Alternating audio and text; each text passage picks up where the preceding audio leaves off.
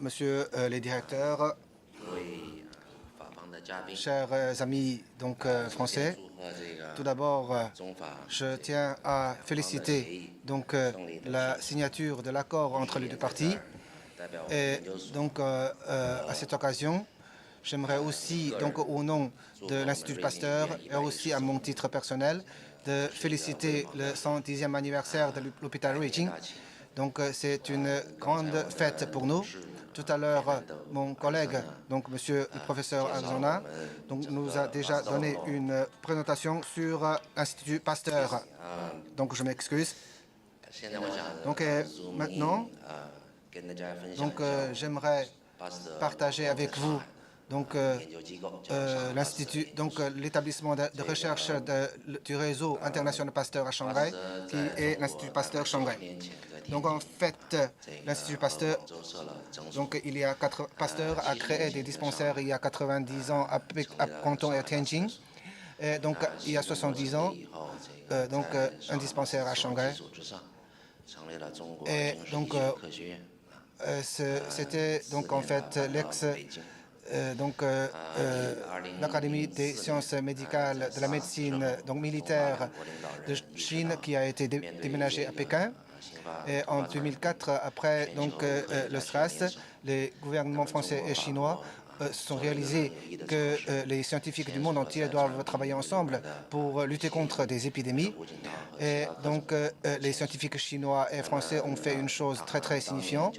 Le président Hu Jintao et Chirac ont lancé l'initiative pour signer un accord et établir l'Institut Pasteur. Et à cette époque-là, c'était justement le président Chirac qui est venu à Shanghai et justement sur le site de l'université Jiao Tong.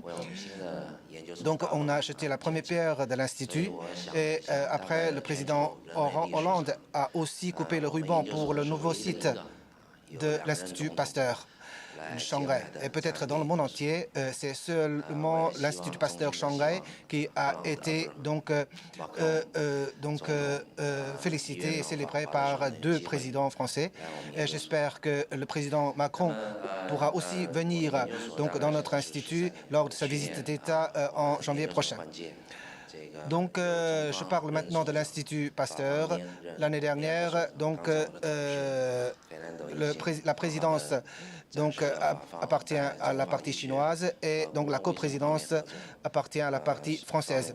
Et tout à l'heure, mon collègue a déjà donné une présentation assez détaillée sur notre travail, alors que l'accord général sur l'Institut Pasteur a été modifié l'année dernière. Aujourd'hui, M. Zhang Yaping, qui est vice-président de l'Académie française chinoise, et Christian Deschamps, qui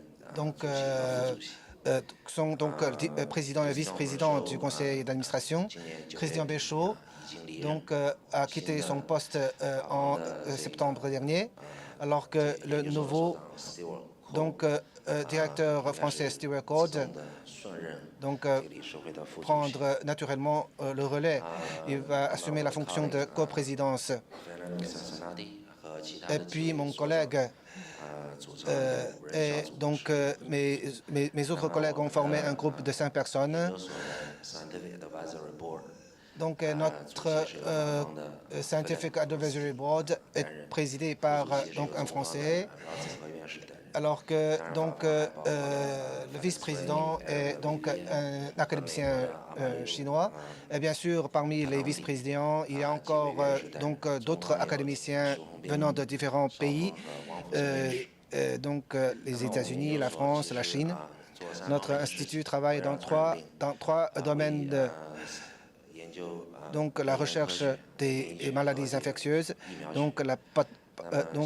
l'étude des pathogènes, vaccination et immunologie. Nous espérons pouvoir apporter notre contribution à la Chine de santé 2003. Et nous travaillons aussi activement dans la construction des nouvelles routes de la soie. Nous avons lancé un mot d'ordre qui est de travailler avec les frères et les partenaires de Réseau international Pasteur pour donc faire du bien à la santé de la population du monde. Et notre institut travaille comme d'autres établissements de l'Académie des sciences chinoises. Nous avons deux catégories de missions et de responsabilités. Donc, la recherche fondamentale et l'innovation technologique. Et d'autre part, c'est donc fournir des solutions aux problèmes existants. Et aujourd'hui, nous avons eu plus de 130 employés, dont 10 sont de nationalité étrangère, dont 10% sont étrangères. Et nous avons 25 professionnels, dont 4 de nationalité française. Nous avons aussi des étudiants-chercheurs, des doctorants qui sont très internationalisés. Donc, nous travaillons dans la science de pathogènes, immunologie et donc anticorps, vaccination. Donc, dans ces domaines-là, nous avons pas mal de projets précis sur les maladies infectieuses.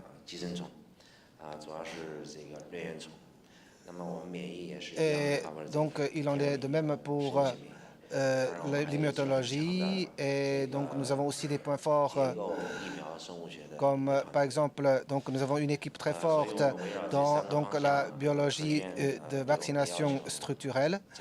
Et ce sont nos 3 points forts. Et donc, nous travaillons avec acharnement pour l'enseignement et la recherche dans ces 3 domaines. Et je ne vais pas entrer en détail. Donc ici, il s'agit de la structure de nos domaines de recherche. Et nous travaillons activement avec les pays du monde entier, y compris la France, pour former les étudiants-chercheurs, donc notamment avec les pays du tiers-monde. Nous avons mis en place un fonds d'étudiants-chercheurs pour recruter des étudiants des pays du tiers-monde. Et nous travaillons aussi avec Lyon, avec d'autres établissements étrangers pour travailler sur la conformation des doctorants, des docteurs. Et donc déjà, la première promotion des doctorants ont terminé leurs études.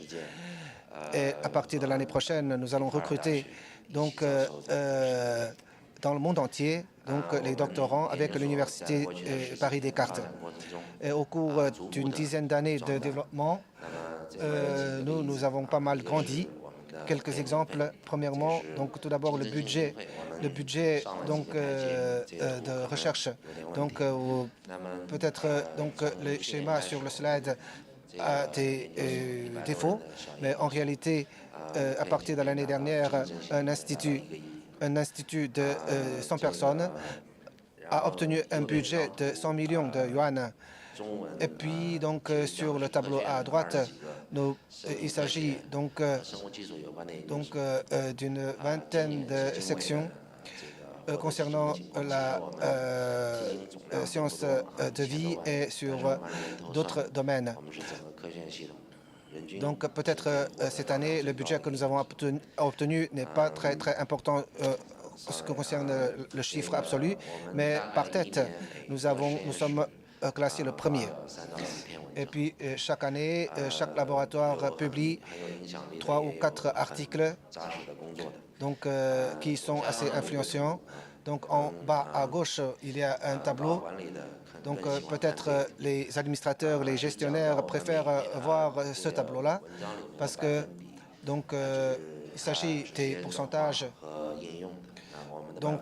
qui, dans chaque article, qui sont commercialisés ou bien industrialisés.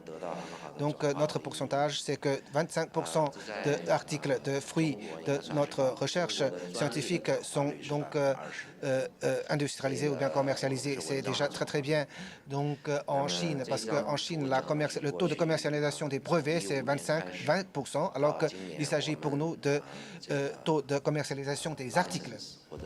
Et puis, ce sont des brevets, des licences que nous avons obtenues, donc que nous avons donc commercialisées. Il y a des maladies anti-infectieuses, donc des médicaments contre l'infection. Il y a aussi des anticorps.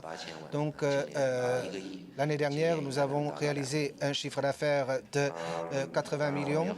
Cette année, ce sera 100 millions et l'année prochaine, ce sera 200 millions de chiffre d'affaires. Nous avons aussi beaucoup de plateformes de recherche et de développement. Et à cette occasion, j'aimerais profiter de cette occasion pour demander au directeur pour avoir des coopérations plus approfondies avec Beijing, avec l'université Jiaotong. Pour le moment, nous travaillons avec l'université Canton pour faire des recherches. Tout à l'heure, Ferdinand a parlé du réseau international. Je vais citer quelques exemples pour vous donner une idée sur la collaboration avec la France. En 2016, nous avons donc créé Zika Alliance. Nous avons donc obtenu le soutien de l'Union européenne 2020. Cette année, c'est le soutien du ministère de Sciences de Chine qui nous accorde son soutien. Et puis, nous avons participé depuis 6 mois à ce réseau. Et donc, cette année, nous avons déjà signé des accords avec les entreprises pour transférer nos acquisitions, nos acquis scientifiques sur Zika. Et puis, un autre exemple, c'est la coopération avec l'Asie du Sud-Est, avec l'APEC et avec l'Union européenne, parce que nous avons 7 instituts dans l'Asie du Sud-Est. Et donc, dans l'Asie du Nord-Est, il y a aussi un institut donc, au Corée du Sud. Nous travaillons aussi avec le Sénégal, donc la découverte des pathogènes, le parc de santé. Donc, ce sont des projets que nous avons avec le Sénégal. Et nous avons aussi proposé un projet qui s'appelle projet Arc-en-Ciel. Nous souhaitons donc mobiliser les scientifiques du réseau à l'intérieur et à l'extérieur du réseau Pasteur pour procéder à des recherches pour préparer les épidémies ultérieures et possibles. Et donc, le parc de santé à Sénégal est aussi quelque chose de très significatif pour nous, parce que la force de santé chinoise rarement s'étend jusqu'à l'Afrique occidentale. Mais après l'éclatation de Ebola en Afrique occidentale, nous avons commencé à faire attention à cette région. Et donc, cette année, les directeurs de notre institut ont signé au Sénégal un accord avec la partie sénégalaise sur ce parc de santé. Et puis, un autre exemple de coopération avec la France, c'est en réalité un exemple de coopération franco-chinoise dans un pays tiers. C'est dans la région de fleuve Mekong. Donc, nous savons que c'est une région berceau de 12 sortes d'épidémies. Et nous avons travaillé avec Vietnam, Laos et Cambodge. Nous avons des coopérations de longue date, mais cette coopération n'est pas tellement profonde. Par exemple, nous avons trouvé une pathogène sur la frontière sino-birmanienne. C'est une pathogène qui est la raison d'un décès assez important. Donc, les scientifiques de l'Institut Pasteur chinois et français ont travaillé là-dessus et ont déjà remporté les premiers fruits. Et je suis sûr que dans un futur proche, le résultat de nos recherches va être publié.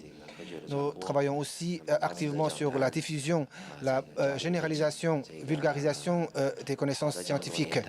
Donc, nous donnons souvent de bonnes, excellentes conférences au public. Et ici, j'invite aussi les collègues de l'hôpital Ruijin pour nous faire partager leurs résultats de recherche. Donc, nous faisons aussi des workshops sur la maladie infectieuse. C'est ce que nous avons fait l'année dernière. Donc, il y a une dizaine de pays. Donc, il y a des scientifiques qui ont participé à ces ateliers et donc les instituts scientifiques d'une vingtaine de pays sont venus pour donner des conférences. Et en jetant un coup prospectif, un coup d'œil prospectif, donc l'Institut Pasteur se situe à un parc dans l'ancienne concession française. Donc travaille surtout dans la recherche scientifique, mais dans la banlieue de Shanghai, à Qingpu, nous allons construire un nouveau parc, un nouveau campus. Donc c'est pour le projet de santé et aussi pour le projet des nouvelles routes de la soie. Et puis à Nankin, sur les maladies infectieuses et la sécurité biologique, nous allons construire un nouveau campus. Et donc, les amis français, les amis de l'Université Chiao Tung seront bienvenus sur notre campus de Nankin. Et puis, pour nous faire partager leurs expériences et leur travail. Merci. Merci beaucoup, professeur Tang Hong. Donc, en fait, l'Académie des sciences chinoises et la municipalité de Shanghai, avec la partie française, donc les trois parties ont construit ensemble l'Institut Pasteur. Donc, ils ont fait beaucoup de travail dans l'immunologie moléculaire et dans l'antivirus. Donc, en fait, en ce qui concerne la recherche, l'étude de grippe aviaire sur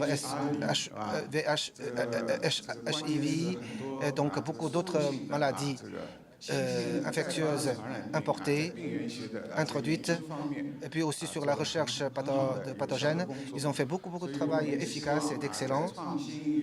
Et j'espère que dans l'innovation et le transfert, donc sur ce plan-là, ils peuvent donner de nouveaux résultats et former de nouveaux talents. Dans la réalisation du projet de la Chine en santé, la ville Shanghai en santé. Donc, je suis persuadé qu'ils vont nous faire partager des expériences meilleures.